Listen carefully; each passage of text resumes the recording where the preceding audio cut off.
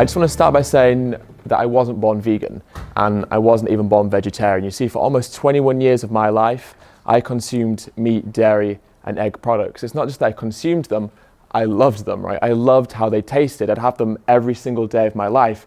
I looked forward to the flavors and the textures. I looked forward to getting that nutrition and that satisfaction from consuming those products. I get Domino's pizza pretty much every single week, 2 for Tuesday. I'd always get Texan barbecue, I'd always get meat feast, and they'd always both come with extra mozzarella and cheesy stuffed crust as well. I went into my local KFC so often that the people who worked there knew me by my name and knew what my favorite order was, which was a Zinger box meal with extra hot wings. So when I went in, they say, "Oh, hi Ed, you want your Zinger box meal with extra hot wings?" And I'd be like, "Absolutely, please, as quick as you can." You see, I loved the flavor of these products. I really enjoyed them. I used to wear things made out of leather and wool and silk and down. I'd buy cosmetics like shampoos and shower gels without ever considering whether or not they were tested on animals. And going to the zoo was literally one of my favorite things to do. And I did it because I was an animal lover. I liked observing these animals. I thought it was a nice thing to do to see them. I enjoyed seeing these animals. You see, this wasn't something, or veganism wasn't something that I was born with. The morality of veganism wasn't something that I was born with. It's something that I grew and educated myself on and learnt more and more about. Now, everything started to change for me about 5 years ago. I was having a pizza with a friend, and my friend was veggie and I wasn't at this point. And I said to him, "Should we get bacon on the pizza?" And he said, "No." And I said, "Why not, right? Why would you not want to get bacon on pizza? I mean, bacon belongs on pizza. Can you even call it pizza if there's not bacon on top?" And he said, "Ed, I don't think an animal should die for a pizza topping." I said, "What are you talking about? These animals are bred for that purpose. We give them life, they give us bacon. Bacon is life," right? That's what I used to say. I was one of those bacon is life people, but ironically, bacon is very much death. Now, at that point, I'd never once really contemplated why I consumed animals. I'd not ever really once contemplated why someone wouldn't eat animals. The concept of just consuming animals was so normal, it was so natural, I thought it was necessary. It's what I did every day, so why would I question it? Now, 4 years ago, around 4 years ago, May 2014, I came across this story in the news. It was in the BBC News. It was about a truck carrying 7,000 chickens crashing just off the M62 near Manchester. And it really disturbed me, this story, because the journalist was talking about how hundreds of these animals had died on impact. In fact, I think in total, it was 1,500 of the birds died on the impact alone. But what disturbed me even more was that there were hundreds more of them that were alive, but they were mutilated. They had broken bones and broken wings. Their faces were literally hanging off, and I saw pictures of it. Their faces were hanging off, their combs were hanging off, their beaks were hanging off, and they were alive, and they were suffering, and they were in pain. And I remember reading this article and thinking how horrible it must be for these animals, what terrible suffering they must be enduring. But at that very moment, it dawned on me that in my fridge, there was chicken breasts and chicken thighs and yesterday's KFC. And therefore, I was a hypocrite for feeling sorry for these animals when the only reason they were there in the first place was because I ate their flesh and therefore demanded that they be slaughtered on my behalf. So that moment, when I was reading that article, caused me to question my lifestyle, question my actions, question things I'd never thought to question before. It made me say to myself, how do I morally justify doing these things to animals? Are my taste buds more important than their life? I was a hypocrite for feeling sorry for these animals because they were there because of me. So I made the choice that day to change my lifestyle, to change what I ate. I became veggie, and then I learned more about the dairy and egg industries and eventually became vegan. Now, the purpose of what I'm about to say to you and the purpose of this film isn't to make you feel bad. It's not to say that you're a bad person, because quite simply, that isn't true. It's not to say that you're consciously living an immoral lifestyle, because again, quite simply, that isn't true. The purpose of what I'm going to say and the purpose of the film is to make you question yourself in the same way that that truck story or the truck crash story made me question myself. It's to make you maybe question the lifestyle that you've been living all your life and make you ask the questions that I asked myself. Are my taste buds more important than the life of an animal? How do I morally justify taking the life of an animal if it's unnecessary? These are the questions, the rhetorical questions that I was forced to confront within myself, and hopefully maybe you'll question yourself with. Now, if you get an idea and you put that idea into society long enough, it becomes a societal norm. Now, if you keep fueling that societal norm over time, it forms part of society's culture. You pass culture on generation to generation, it becomes tradition. Now, we need only look across the world right now to see that culture and tradition are not good benchmarks for morality. Let's just consider first off that in some cultures across the world, it's acceptable to treat a woman as less than a man. We would hardly consider that to be moral. In some cultures, it's acceptable to perform female genital mutilation, but again, we would hardly consider that to be moral, even though it's very much a traditional practice. Let's apply this logic and way of thinking to a situation where it's non-human animals that are being oppressed. The Yulin Dog Meat Festival is an annual festival where tens of thousands of dogs and cats are bred into existence, they're mutilated, they're killed, and ultimately, they're eaten. Is it therefore moral to kill and eat a dog if doing so forms part of the community's culture or tradition? What about in Bocknell, where again, an annual festival where tens of thousands of dogs and cats are killed? Is that moral? What about in Japan, where every year they slaughter thousands of dolphins? Is that moral because it's traditional? Or in the Faroe Islands, where every single year they slaughter thousands of pilot whales? Again, is that moral because it's cultural? But if it's not moral for other cultures to kill dogs and cats and whales and dolphins, why would it be moral for us to kill cows and pigs and chicken and sheep and ducks and geese and all the animals that we kill and consume in this country? And can we really justify that behaviour by saying it's something we've always done, or it's cultural, or it's traditional? Now, it always strikes me so strange that we have this moral hypocrisy in society where we view some animals as different to other animals. Why is that? Why is it that so many of us in society get so angry and upset at the notion of a dog being hurt and killed, but laugh at those that get angry and upset at the notion of a pig or a cow or a chicken being killed? The Winter Olympics were just on in South Korea, and I found it so jarring because people were outraged that in South Korea they have a dog meat trade. People were calling on a boycott of the Winter Olympics, saying that some of the athletes shouldn't go because they have a dog meat trade, because they kill and eat dogs. There were some of the athletes there that actually rescued some of the dogs from the dog meat trade, and they were called heroes. They were seen as heroes, as animal rescuers, as lovers of animals, but while they were rescuing those dogs, they were going back and eating chickens and cows and pigs. Why is it that we have this moral distinction? After all of these animals are alive. They all think, they all feel, they can all suffer, they can all show compassion and receive compassion. And most importantly, they all deserve to receive compassion. So what gives us the right? What gives us the right to arbitrarily point the finger and decide who lives and who dies? What gives us the right to inflict pain, suffering, and ultimately death onto an animal that wishes to avoid pain, suffering, and ultimately death? Now, one of the most commonly cited justifications that people use to try and excuse our consumption of animal products is the notion of a food chain. Now, food chains are incredibly important. They help maintain natural ecosystems. They help maintain natural population sizes of wild animals. Inherently, ecosystems help maintain the ecology of the areas of the world in which they exist. They are fundamental to the survival of those ecosystems. Now, what we do to animals when we selectively breed them, when we forcibly impregnate them, when we take their babies away from them, when we mutilate them, when we exploit them for what isn't ours, like their milk and their eggs, when we take them to slaughterhouses, hang them upside down and cut their throats, has nothing to do with a food chain. It resembles nothing like you would see in the natural world. It has nothing to do with maintaining healthy population sizes or maintaining the ecology of environments. What we do to animals cannot be compared to a food chain because it couldn't be further detached from a food chain.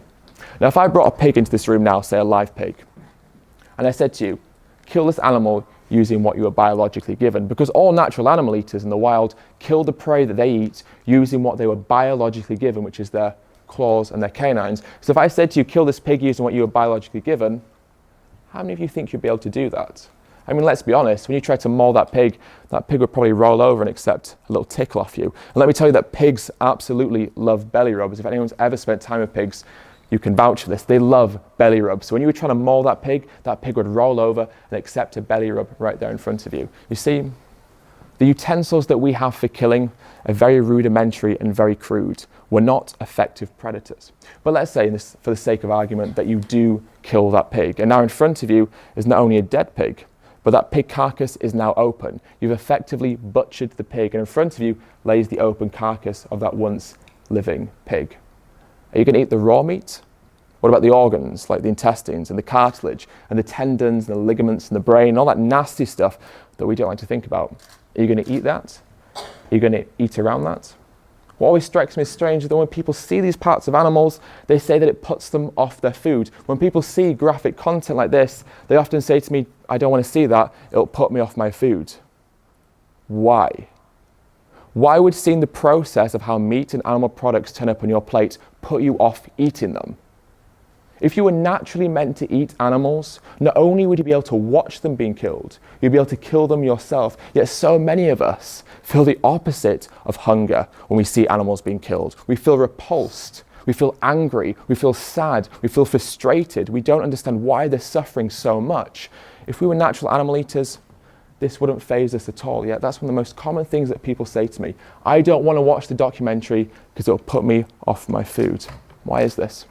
How many stories do we see in mainstream media, but also in social media, of people, say, eating a KFC and they find like a piece of chicken brain in their KFC and they're outraged, they're so angry, they tweet at KFC and they say, KFC, how dare you? I found a piece of chicken in my dead chicken meal. In fact, there was a headline that said something like, students find dead chicken parts in their fried chicken.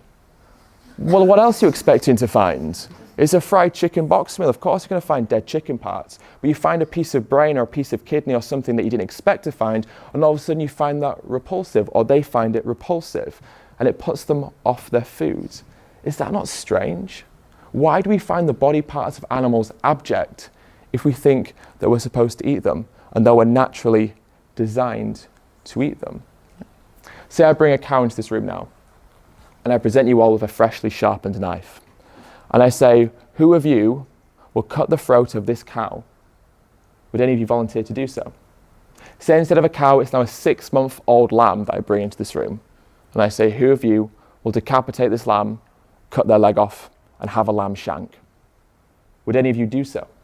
More importantly, let's say someone did volunteer to do so. How many of you would object? How many of you would oppose that person killing the animal, stop them, or at the very least turn away, walk out and pretend it's not going to happen?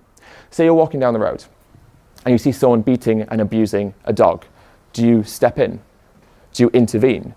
Do you try and stop them, or at the very least, do you call the police? Now, say instead of a dog, it's a pig that's been abused, killed, and beaten in front of you. Do you still object? Do you still intervene? Do you still try and save that pig's life? At the very least, do you still call the police? Now, say that pig that has been abused in front of you is now being abused behind a wall where you can no longer see them. Does that now make it moral? Is the killing moral if it's out of sight and out of mind? Or is unnecessary killing always morally reprehensible? How many of us would oppose seeing an animal being killed in front of us, but go home and eat fried pig flesh, fried cow flesh, or a lamb leg? You see, as humans, we have something called moral agency. Inherently, this is what it all boils down to.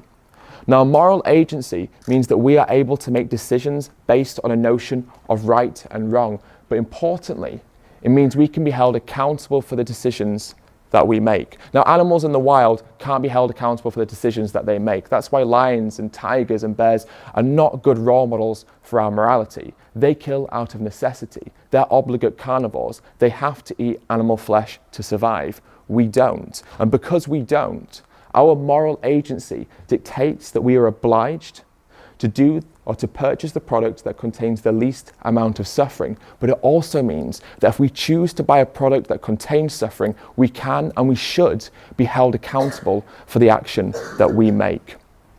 I want to do a little thought experiment. And the thought experiment goes, there's a cot with a baby in it. And with this baby in the cot, there's a live bunny rabbit and a strawberry. Which one does the baby eat and which one does the baby play with? Think about it this way. The FBI states that most serial killers began their life harming animals when they were children. Ted Bundy harmed and abused animals when he was a child. Jeffrey Dahmer harmed and abused animals when he was a child. Why is it that leading criminologists and psychologists look at children who harm animals when they're young as potential red flags for humans who may one day grow up to harm other humans? After all, a lion teaches their children to kill. A tiger teaches their children to kill. A jaguar teaches their children to kill. And yet for some reason, we discourage our children from killing. Why is this? because it goes against our innate compassion. Now imagine in that cot, imagine if the baby tried to eat the bunny rabbit, right?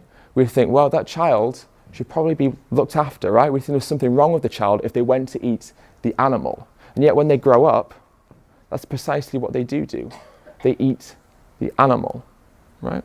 So why is it that we don't like to see children harming animals? Now imagine if every child that was born into this world, imagine if they were taught that the life of a chicken should be valued with the same respect that we give to the dogs that we cherish in our home, or indeed even to our own self. Imagine if every child that was born into this world was told to view the life of a fish in the ocean, a fish they'll never meet, a fish whose life may seem inconsequential. Imagine if that child was taught that that fish should be allowed to live their life without human-inflicted pain and exploitation. How would that child ever grow up to harm or oppress another human based on entirely superfluous and irrelevant reasons like race or sexuality or ethnicity or whatever ridiculous reason it is that we choose to oppress each other over? How would that child ever grow up to harbour hatred to other humans if they were taught that all life was precious, that all life should be treated with respect, dignity and compassion, and should be allowed the basic fundamental right to live that life? Now, the animal agriculture industries, they know that what we see in this footage and that what we see online is shocking and that it upsets us and that it offends us. That's why they don't show us the truth. That's why they give us marketing labels and ploys to distract us from the reality of what is really going on. Now, one of the best examples of this is free range. This is something that I used to really buy into. I thought that buying free range eggs was an ethical thing to do. You see, when we see a box of free range eggs in the supermarket, what we do is we attribute our ideals of freedom onto that box of eggs. Now, freedom to us means being able to live the life that you want to live, do the things that come naturally to you, spend time with your friends and your family if that's what you want to do. But most importantly, freedom to us means living without fear, living in peace, living in harmony, living without oppression, without injustice, living without pain. So when we see that box of free-range eggs in the supermarket, we say those hens must have lived a good life. They must have done the things that came naturally to them, spent time with their friends and family if that's what comes naturally to them. But most importantly, we say those hens lived a life without oppression, without injustice, without fear, and without pain. We know that that is not true. We know that that is a lie. We know that free-range hens come from hatcheries where the males are gassed and macerated as soon as they are born. We know that the female chicks are often debeaked and placed into barns where they barely have any room to move and where many will never see the sunlight or breathe the fresh air until the day that they die. We know that all free-range hens end up in a slaughterhouse with a knife being pulled across their throat. Make no mistake, there is no freedom in free range. There's another thing we get told, humane slaughter. It's acceptable and moral to kill an animal if it's done in a humane way. So I could ask you the question, how do you humanely take the life of an animal? But instead, let's think about it. The word humane means having or showing compassion or benevolence. So instead of me asking you that question, let me rephrase it a little bit and ask you, how do you compassionately, benevolently, or humanely take the life of an animal that does not want to die for an unnecessary reason? You can't. Humane slaughter is an oxymoron. It can't ever exist because we can never justify taking that life of an animal when they don't need to die, and therefore we can never do it compassionately or benevolently. Another thing we often get told is happy cows produce happy milk. This is something we're going to hear a lot more in the future, I guarantee you. Happy cows produce happy milk. Let's think about that for a second. Let me ask you a series of questions. Is the cow happy when she's forcibly impregnated? Is she happy when her baby is taken away from her? Is that mother happy when her baby is taken away from her? Is that mother happy when she's exploited for what she naturally produces for her child?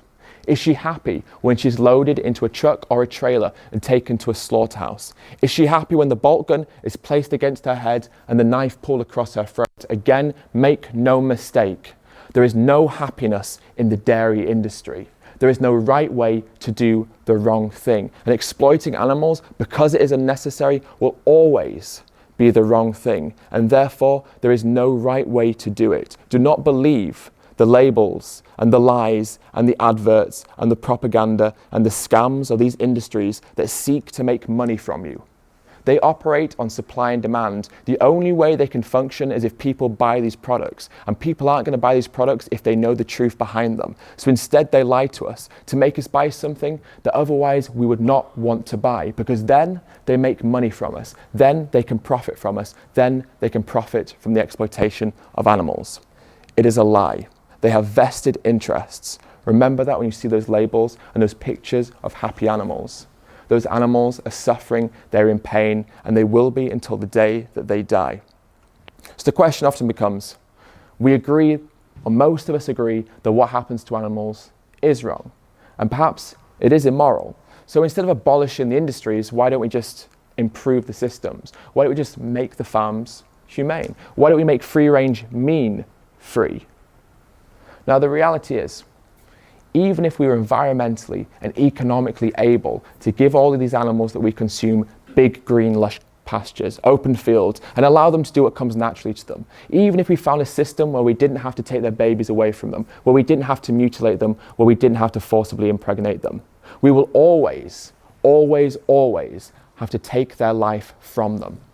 That is a reality of animal exploitation. No matter what industry, their lives will always be taken away from them. And because of that, it's irrelevant what quality of life we give them. The moment that we take them to the yard or to the slaughterhouse to take their life, that is abuse, and it cannot be morally justified. Do not buy into welfare. Welfare is not there for the animals. It's there for us, to ease our conscience. You see, the animals don't care what labels they're given on the packets of flesh and secretions in a supermarket.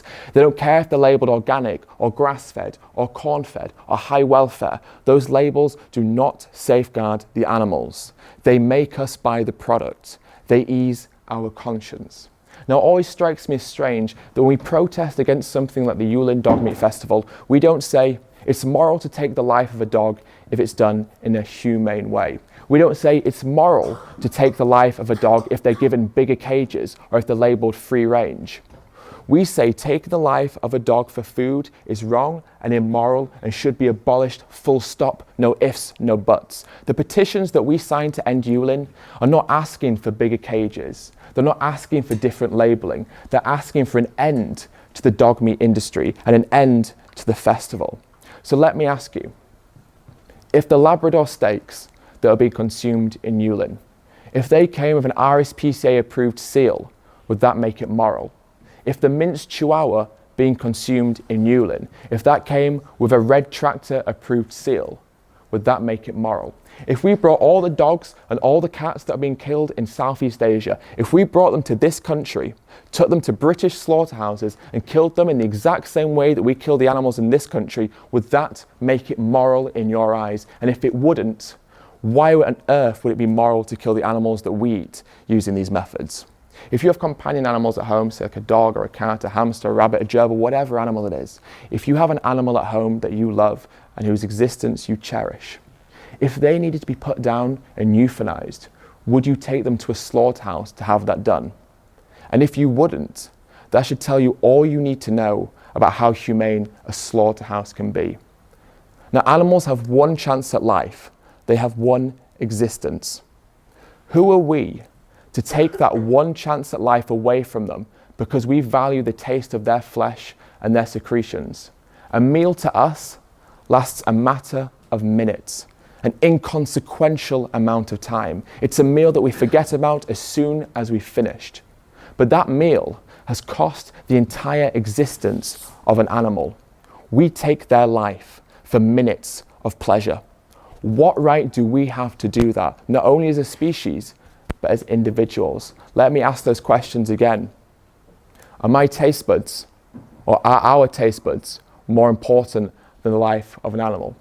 How do we morally justify doing these things if it's unnecessary and if we don't need to? Now, as a vegan, I eat all the foods that I used to eat, all the foods that I used to enjoy, all the foods that I used to crave. I ate mac and cheese and spaghetti bolognese and lasagna and stir fries and curries and burritos and nachos and fajitas and tacos. I ate cupcakes and muffins and cheesecakes and chocolate cakes and sweets. I ate all the foods I used to love, all the foods I used to crave. But now I do so without harming animals. There's no dead animals, there's no exploited animal secretions, there's no gristle, there's no hormones, there's no antibiotics. They're made from plants. How simple is that, right? Sometimes people say to me, veganism is restrictive. Now, before I was vegan, I had one type of milk, cow's milk. Now I have oat milk, and rice milk, and soy milk, and coconut milk, and almond milk, and cashew milk, and hazelnut milk. I cook with ingredients and foods I'd never heard of before I went vegan. When I used to open my fridge, it would look like a morgue. It would just be dead chickens everywhere. Sometimes the occasional dead cow, maybe the occasional dead pig, predominantly dead chicken. Now when I open up my fridge, it's a garden. There's so many colours. There's such a beautiful array of foods I look forward to cooking. Going vegan encouraged me to reinvent the ways that I cooked. Cook with ingredients I'd never heard of, and because of that, I enjoy my food so much more than I ever did, because it allowed me to reinvent my culinary experience and explore flavours I'd never considered as being something that I should eat. Now, the American Dietetic Association and the British Dietetic Association, which are the largest bodies of diet and nutrition professionals in both countries, have categorically stated that a vegan plant-based diet is nutritionally adequate, healthy and safe for all stages of life, including pregnancy. What this inherently means is that every nutrient and every vitamin that we need to sustain our healthy life can be obtained on a plant-based diet. What that fundamentally means is that the exploitation of animals and the use of animals is completely unnecessary. It has no place in contemporary society. It should be abolished. There is no reason for it to exist anymore. We can survive on a plant-based diet, eating the foods that come natural to us, eating the foods our body was designed to eat. Now, the way that I like to simplify this is the largest and strongest animals on this planet, or the land animals, the elephant, the rhino, and the hippo, all have one thing in common. They're herbivorous. And hippos, ironically, have the largest canines of any land animal on this planet, and they are herbivorous. Okay, so that kind of lays to rest that myth that our canines provide us justification to tear flesh, because the largest canines belong to a herbivore. Now, gorillas share 98% of our DNA, and their digestive tract is almost identical to ours. And apart from the occasional insects, again, they're herbivorous. Now, I'm not saying that we're gorillas or rhinos or hippos or elephants, but what I'm saying is that we do not need to eat meat or animal products to be strong and healthy. There's that expression that goes, man eats meat to be strong like an ox, forgetting that an ox eats grass. We do not need to eat animals to be strong. Now, if it wasn't so cruel, it would almost be ironic, but it is incredibly cruel. Our leading diseases and illnesses that are currently affecting Western society, they've affected my loved ones, in fact. Things like heart disease, certain forms of cancer like breast and prostate and colon, type 2 diabetes, osteoporosis, dementia, hypertension, strokes. All of these diseases and illnesses can be massively attributed to our consumption of animal products. What is so important to note is that a simple switch to a plant-based vegan diet can not only prevent them, it can in fact reverse and treat some of them as well. There are people all over the West right now reversing and treating their heart disease and their type 2 diabetes by simply switching from animals to plants, from animal proteins to plant proteins, from the foods that kill them to the foods that add quality and quantity to their life. Animal agriculture is also responsible for causing some of the worst environmental calamities that we are currently facing as a species. It's responsible for more greenhouse gas emissions than the entire transportation system combined. It's responsible for up to 91% of Amazon rainforest destruction. It's also responsible for things like topsoil erosion, land desertification, and oceanic dead zones, which are vast areas of the ocean that are devoid of all life. In fact, some scientists predict that by the year 2048, we could have fishless oceans. In our lifetime, we could have fishless oceans. Animal agriculture is responsible for the fact that we are in the next largest mass species extinction. Make no mistake, there is not a single living being alive on this planet today that is not negatively affected by our consumption of animal products. So I could ask you the question again. Are our taste buds worth more than the life of an animal? But that doesn't even cover it all. The question should be, are our taste buds not only worth more than the life of an animal, worth more than our own existence, worth more than the life of this planet, and in essence worth more than every single living being on this planet. What sort of future do we want to leave behind for our children and our grandchildren? Do we want there to be a future left for our children and our grandchildren? The information is out there. The United Nations has stated that to avoid the worst effects of climate change, the world needs to shift to a plant-based diet. That's not a vegan activist telling you that. That's not a vegan organization. That's not vegan propaganda. That is the United Nations making a very stark and honest comment to people. So if you do not change the way that you live, and it is such a simple change, we will be the ones to feel the consequences. We will be the generations that feel the consequences of the actions that we make today. So I want to leave you with this series of questions. With the abundance of information that we have at our disposal every single second of every single day, with the fact that we can get our phones out and our laptops out and access not only this footage, but information that is unbiased and impartial, information that shows the truth about the health consequences of animal products, information that shows the truth about the environmental consequences of animal products, information these industries want to suppress. Is the fact that we can access that information, does that mean that we have the moral imperative to start asking ourselves questions? Like, is it time for me to make that change? Can I still claim to be willfully ignorant? Can I still bury my head in the sand and pretend that my actions do not have a negative consequence on others? Or do we have to begin to accept that every purchase that we make, no matter how inconsequential and small it may seem, has a profound effect on the lives of others? That every purchase we make in a supermarket is voting for a different world, a world where animals are still abused, or a world where animals are no longer abused. Every single purchase that we make as individuals has a far-reaching consequence and a far-reaching impact that maybe we don't quite grasp, but we have to understand exists. So the question I want to leave you with, and the question I want you to think in your head, is what excuse do I still have? What moral justification can I still use? And if I can't think of one, or if you can't think of one, ask yourself this question: is it time for me to make that change? Thank you so much for listening.